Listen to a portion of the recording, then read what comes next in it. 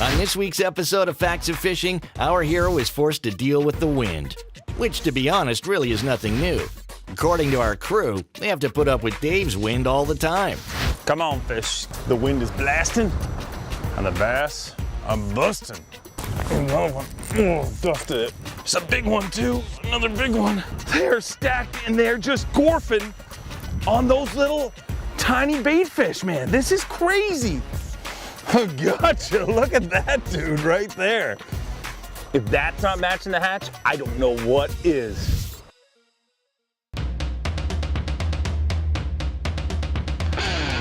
I'm Dave Mercer, pro angler and all-round fishing big mouth.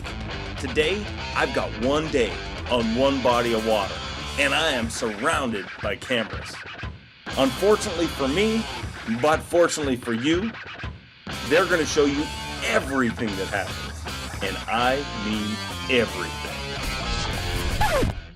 Son of a... Welcome to Facts of Fishing, the show.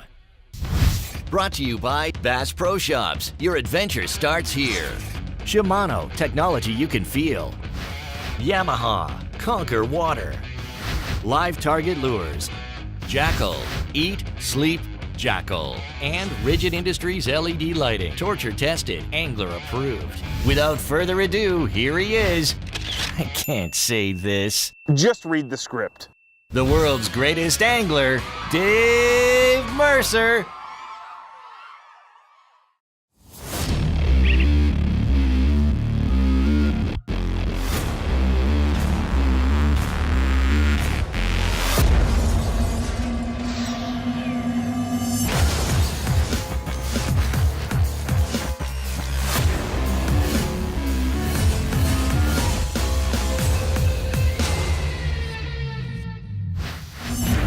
Today, we're gonna try to do something that most anglers avoid, and that is fish in the wind. Worse than that, we basically have a few hours to pull this bad boy off. I mean, sure, we could go to the other side of the lake. It's what all those smart anglers do, where it's nice and calm. But no, today, we're gonna show the wind, it's not always your foe. Sometimes it can be your friend.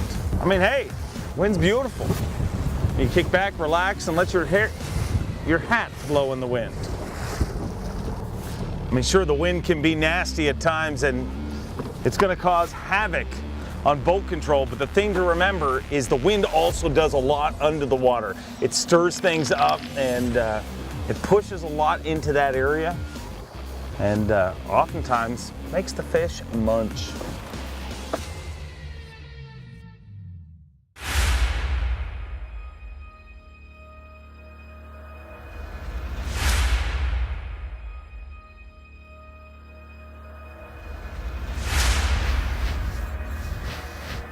Here comes a fish in this cast. You ready?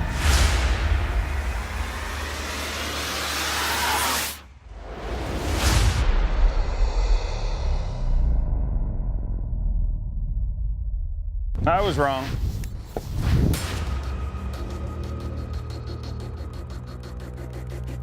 Summer breeze makes you feel fine. That fish smoked it. Come here, dude. One hook, of course. The moment you have to commit, little dude. Smoke the little bait ball.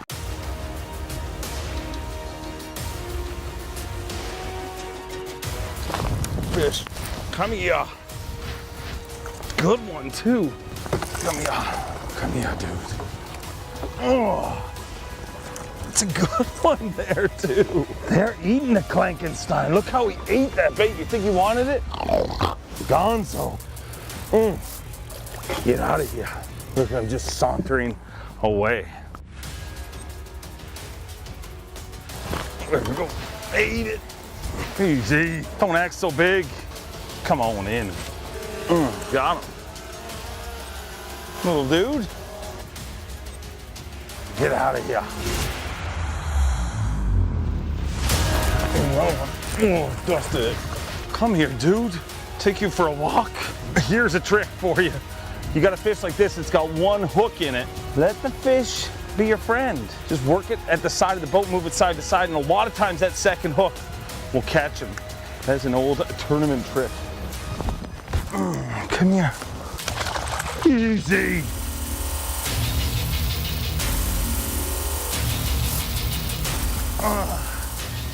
Pretty good dude right there. That is not a giant, but he dusted that little bait ball crankbait. And look at the deal here. This is some cutting edge stuff. I'll get rid of this fish. See ya. Some pretty cool stuff right here. I mean, bait ball came out last year, and this is Generation 2, the second generation. This is the yearling series. You can see how tightly those small little bait fish are packed into this crankbait. And the reason for that is, I mean, bait fish are different sizes at different times of the year. And this being early in the year, perfect time to go with these little yearlings. And fish so far agree. Another cool thing about this is just how this bait works. A really tight wobble to it. Just like a little pack of bait fish would swim through the water. And when a little pack of bait fish swim through the water, you know what happens to them, I know what happens to them, they get eaten. So it's good to use a bait that gets eaten.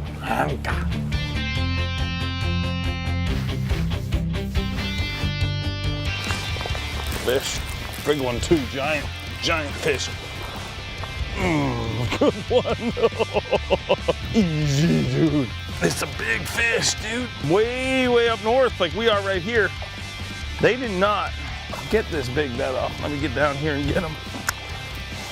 Gotcha, look at that dude right there. Absolutely smoked that little bait ball crankbait. Only had one hook in him, but positively the right one this dude had in him. Everybody avoids the wind, and you can avoid the wind if you want, you can hide from it. But a lot of times when you're hiding from the wind, you're hiding from this dude right here.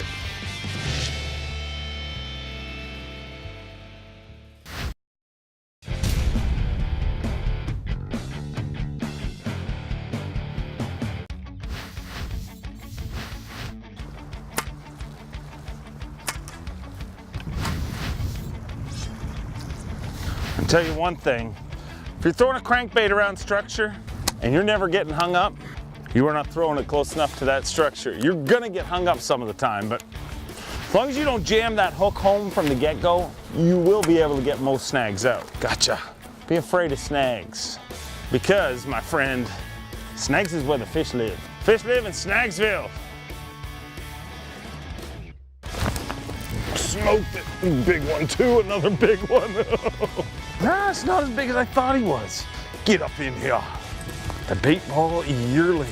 Perfect for this time of year. I mean, early in the year when everything's small. Hopefully the fish get a bit bigger, but it's matching the hatch. Every single one of these fish, none of them, there we go. On cue. Little guy, Junior. Let's get him in the boat. Little dude, not a giant by any means, but as I was saying right before I got rudely interrupted, every single one of these fish has come off that initial break. And sure, you can cast way up shallow and you might catch a few, but right now it just seems like the majority of this population of fish is right on that initial break. Now, depending on the lake, that break could be a lot more rapid. I mean, it could go right from the shore. On this particular lake, I mean, you see you have a pretty shallow shelf, and that shelf moves in and out. I mean, it's real easy to, a lot of people will say, well, for the initial break, what do you mean? 10 feet from the shore, 5 feet from the shore? Sometimes that can be 5 feet from the shore. Sometimes it can be 55 feet from the shore. And you'll see today, basically I'm snaking my way in and out, but I'm always wanting to stay on that initial break, that first drop off. On this particular lake, it's, you know, it drops from 2.5 feet to 6 feet to 8 feet. You know, that's that first initial, and those fish are just sitting up there. That wind is blasting in, and it's changing things. It's moving stuff around under the water, and it's a smorgasbord.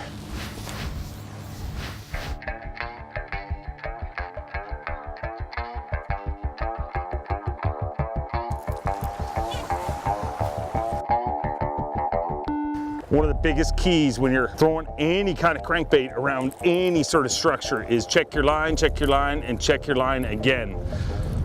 You're running this bait through a ton of timber and obviously a lot of rock, and that line can take a whooping And I don't care what kind of line you're throwing. Line versus rock.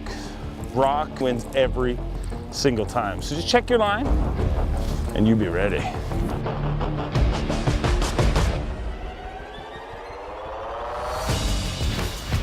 Got him. He is not very big. Itsy bitsy teeny weeny. Always show caution with the itsy bitsy teeny weenies. Very few people get hooked by big giant fish. It's these itsy bitsies that nobody pays any attention to, and you think, oh, little guy. They go, and you end up with a piercing that you never wanted. Get out of here. Nice fish. Another good one. Oh, easy. Easy. Come here, dude. Face full of trebles on this dude. Ah, gotcha. I'm not gonna spend much time messing with you. There's way too many of your buddies out there willing to munch. See ya. He was just a line checker. He was brought on earth to force me to check my line. Now, I'm not gonna lie to you. There's gonna get times that you get frustrated at retying. But one thing I can guarantee you, the frustration of retying, although it can be strong, is quite petty compared to the frustration of losing a giant fish because you didn't retie enough. Wind is howling. Blow, blow, Seminole wind, blow like you're never gonna blow again.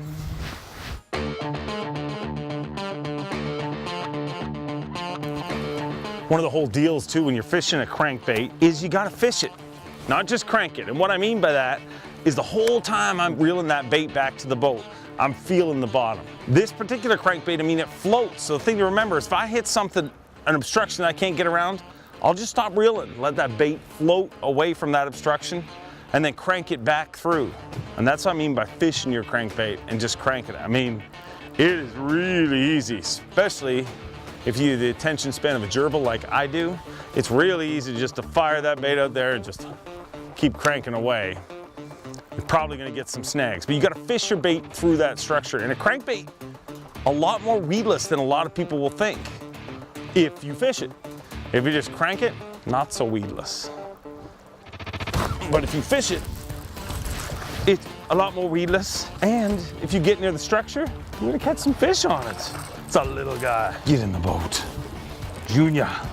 I mean, he may be little, but what he does is he plain out proves a point. And what I mean by that point is fish your crankbait. When I was working that crankbait through that structure, if I had just kept burning it, chances are I wouldn't have caught that fish because I would have got hung up. But I worked it through the structure, let it float over those rocks, and then as soon as it got in front of that dude, he did what he was meant to do, and that's munch. And he ate it.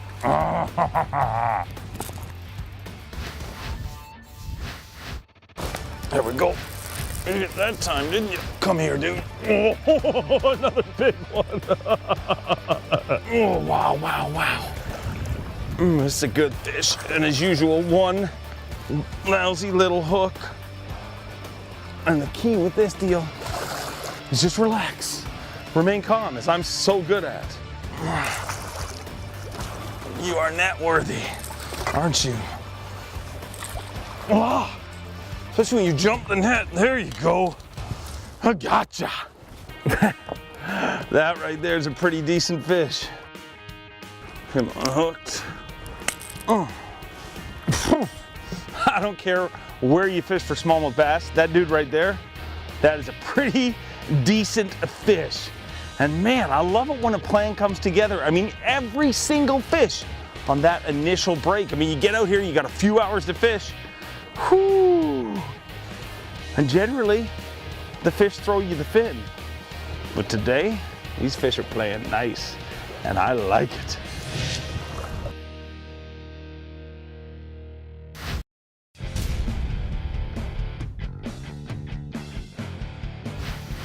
Look at all the bait fish, man. The exact same size as the little bait on this crank. Come on, fish. The wind is blasting, and the bass are busting. Oh, busted it. It's a big one too, another big one.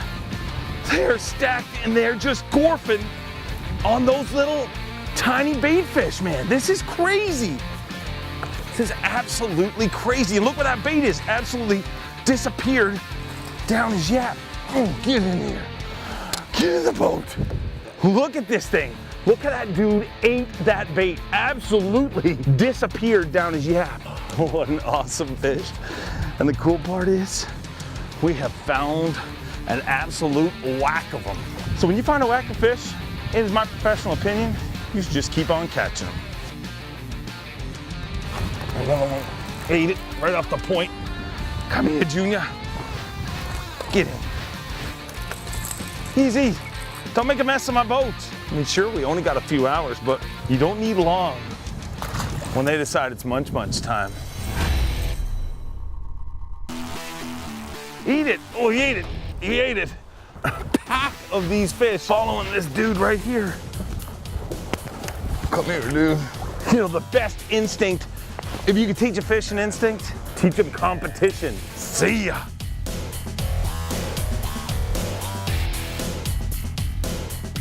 Another one swatted at it. There he is. Another one. I wish there was a way that you guys could see how many of these dudes are down there. Let's see if I can get another one. A wolf pack of small jaw. There's a whack of them down there. And that's one of the main reasons that wind is such a good factor in fishing at times. It's not literally blowing the fish. Fish are stronger than that. But what it does is it creates movement in the water. And movement, whether you're talking about current, any kind of movement in water, is always a good thing.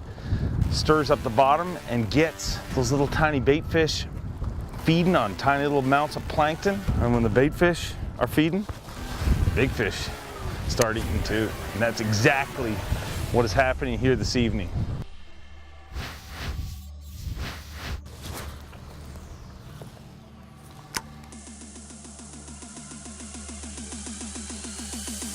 Go fish.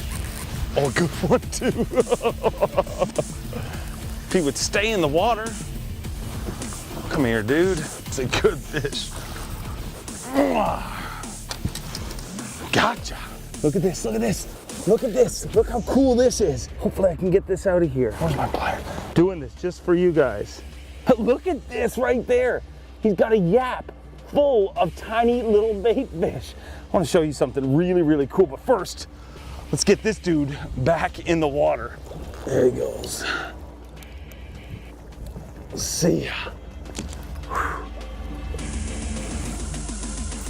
Now here is something super cool. Look at that, I mean, it's half digested, but if you compare the size of that bait fish that he's eaten to the bait fish in this yearling, I mean, if that isn't matching the hatch, I don't know what is. Look at that tiny little bait fish, and that's what he's feeding it. Had a mouth full of these bad boys. Wow, that is awesome.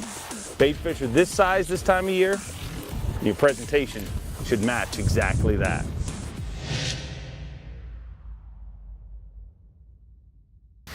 Evidently, the fishing is pretty good at La Réserve Beauchesne because even Dave can catch fish there. If you want a fishing trip of a lifetime, contact La Réserve Beauchesne at beauchesne.com. Brought to you by Rigid Industries LED Lighting, makers of the Trolling Motor Mount Light Kit. Torture tested, angler approved.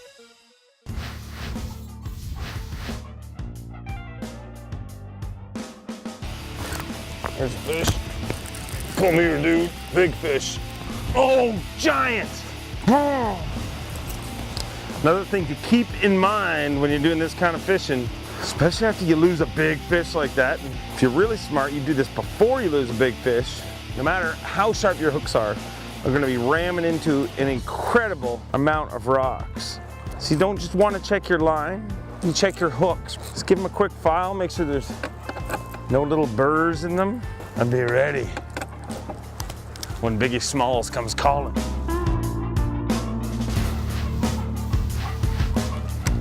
Come on, big mama. Fish, there he is, little dude.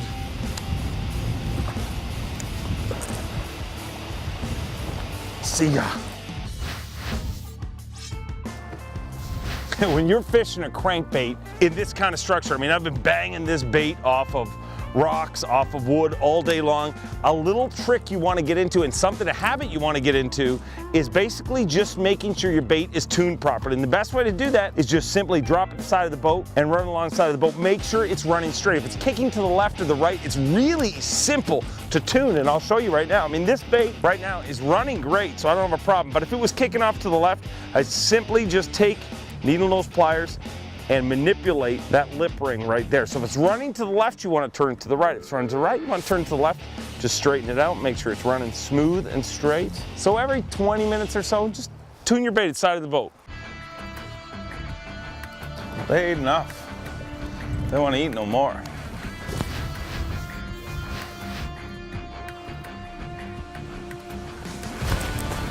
Oh, fish. Big one too, feels like a good one. Oh yeah, giant. Stay on, dude, stay on. Oh, it's a good one. Bulldog and beast. Come here, dude. Oh, that right there. There's one sexy smallmouth. Oh, look at that dude right there. No, again. Look at this. I wonder what they're eating. Look at those tiny, tiny little yearling bait fish that this bad boy's eating right here. And that's exactly what we gave them. They're eating that, and we gave them a little yearling bait ball. Awesome, awesome fish. See ya. If that's not matching the hatch, I don't know what is. Pretty much the same. Except this one smells a little nastier.